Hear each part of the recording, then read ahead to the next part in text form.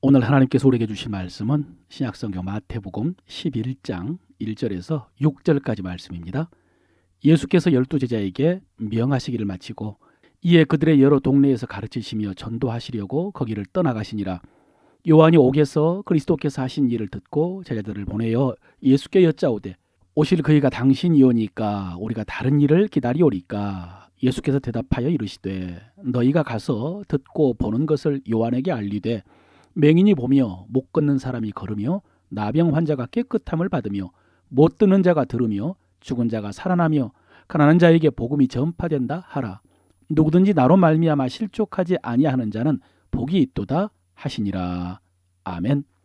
오늘도 예수 그리스도를 통해서 우리에게 주신 하나님의 은혜를 여러분의 입으로 선포함으로 여러분의 마음을 지키고 하나님의 나라를 세워가시기를 바랍니다. 오늘 본문에 나오는 세례 요한은 대단한 사람입니다. 예수님께서 그를 가리켜서 여자가 낳은 사람 중에 가장 큰 자라고 말씀하신 사람입니다.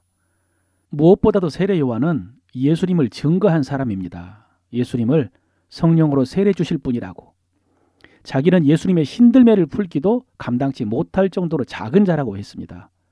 또 예수님을 가리켜서 세상 죄를 지고 가는 하나님의 어린 양이라고 증거하면서 자기 제자들을 예수님께 보내기도 했습니다. 나중에 많은 사람들이 자기를 떠나서 예수님께 갈 때도 그는 흥하여야겠고 나는 망하여야 하리라 라고 하면서 기뻐했던 사람이었습니다. 이렇게 세례 요한은 모든 사람이 예수님에 대해서 제대로 알지 못하고 있을 때 예수님에 대해서 증거하면서 주의 길을 예비한 사람입니다. 그런데 오늘 본문을 보면 문제가 생긴 것 같습니다. 요한이 제자들을 보내어 예수께 여짜오되 오실 그이가 당신이오니까 우리가 다른 일을 기다리오리까. 여러분, 이 질문 쉽게 하면요, 당신이 진짜 메시아 맞습니까? 라는 질문입니다. 여러분, 이 질문은 참 심각한 질문입니다. 지금까지 요한은 예수님을 하나님이 약속하신 메시아로 알고 믿었고 또 그렇게 증거했습니다. 그것이 자기 사명인 줄 알고 살았습니다. 그런데 지금 그게 아닐 수 있다라고 생각을 하고 예수님께 질문을 한 것입니다. 예수님의 메시아 되심에 대한 요한의 믿음이 흔들리고 있는 것입니다. 요즘 우리말로 하면 시험이 든 것입니다. 지금 요한이 시험 들려고 한다는 것을 어떻게 알 수 있냐면 이 질문을 받고 예수님께서 마지막에 이렇게 말씀하십니다. 누구든지 나로 말미암아 실족하지 아니하는 자는 복이 있도다 하시니라. 지금 요한이 실족하려고 한다는 것을 주님께서 아신 것입니다. 여러분, 왜 요한이 갑자기 흔들렸을까요?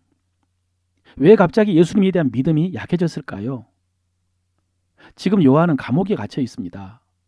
헤롯 왕이 동생의 아내를 취하자 이를 책망하다가 감옥에 갇힌 것입니다. 여러분, 생각해 보십시오. 요한은 옳은 일을 했습니다. 온 유대의 모든 사람이 다 알고 있는 이 왕의 부도덕한 일에 대해서 바리새인이나 서기관들은 아무 말도 못하고 있는데 요한은 잘못된 일이라고 책망했습니다.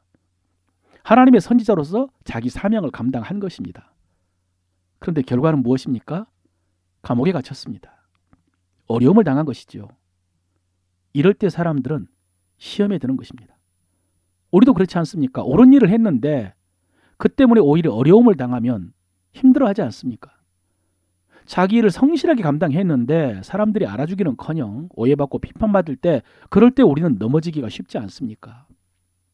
그래서 사도 바울도 성도들에게 권면할 때 선을 행하되 낙심하지 말지니 때가 이르면 거두리라 라고 권면을 했습니다. 여러분, 이 말씀은 우리가 마음 깊이 간직하고 새겨야 될 진리입니다. 선을 행하되 낙심하지 마라. 때가 이르면 거두리라. 여러분, 우리는 죄를 짓기보다는요, 선을 행하다가 낙심하기 쉬운 존재들입니다.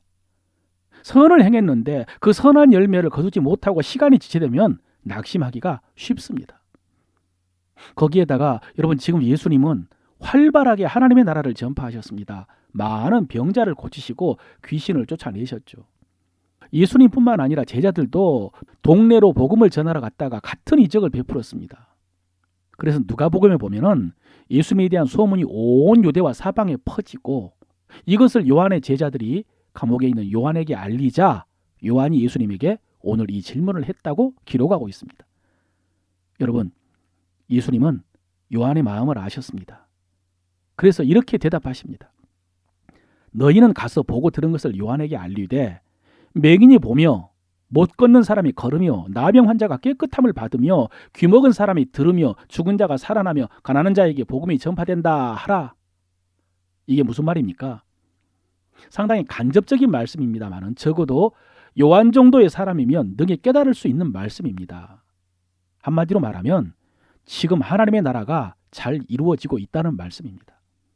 하나님의 구원의 역사가 진행되고 있다는 말씀입니다. 언제요? 요한이 감옥에 있는 동안에도, 요한이 감옥에 갇혀서 억울하게 고난을 당하고 있는 그 순간에도 하나님의 나라는 이루어지고 있다는 말씀입니다. 예수님께서 구원의 역사를 이루고 계십니다. 사람들을 사로잡고 있던 귀신들이 쫓겨가고 병자들이 고침을 받고 말씀을 듣고 사람들이 회개하며 하나님께 돌아오고 있습니다. 그러면 되는 거 아니냐? 그런 말씀입니다. 그러면 되는 거 아니냐? 그러므로 네가 아직 감옥에 있고 나에게 아무런 일이 일어나지 않는다고 해서 실족하지 말라는 것입니다. 여러분, 그렇습니다. 이것이 오늘 주님께서 세례 요한에게 가르쳐 주신 온전한 믿음입니다. 또 우리가 한순간에 찾아오는 낙심과 절망에서 벗어날 수 있는 비결이기도 합니다. 하나님의 나라가 지금도 이루어지고 있습니다. 그런데 우리는 어떻게 하기가 쉽습니까? 하나님의 나라가 이루어지고 있는 것에 대해서는 알지를 못하고 그저 내가 잘 되면 하나님께서 살아계신 것 같고 내가 안 되면 하나님께서 없는 것처럼 하나님께서 나를 잊으신 것처럼 그렇게 생각하기가 쉽지 않습니까? 내 소원이 이루어지면 하나님 날 사랑하는 것이고 그렇지 않고 침묵하거나 원치 않은 일이 생기면 날 버리신 게 아닌가 생각하기가 쉽습니다.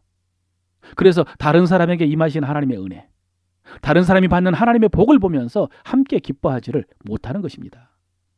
사랑하는 성도 여러분, 기억하십시오. 지금도 하나님의 나라가 이루어지고 있습니다. 하나님께서는 지금도 쉬지 않고 하나님의 역사를 이루고 계십니다. 그러니 오늘 주님의 말씀, 나로 인하여 실족하지 않는 자는 복이 있다는 이 말씀을 붙드시고 다시 일어나서 여러분의 사명을 감당하시기를 주의 이름으로 축원합니다.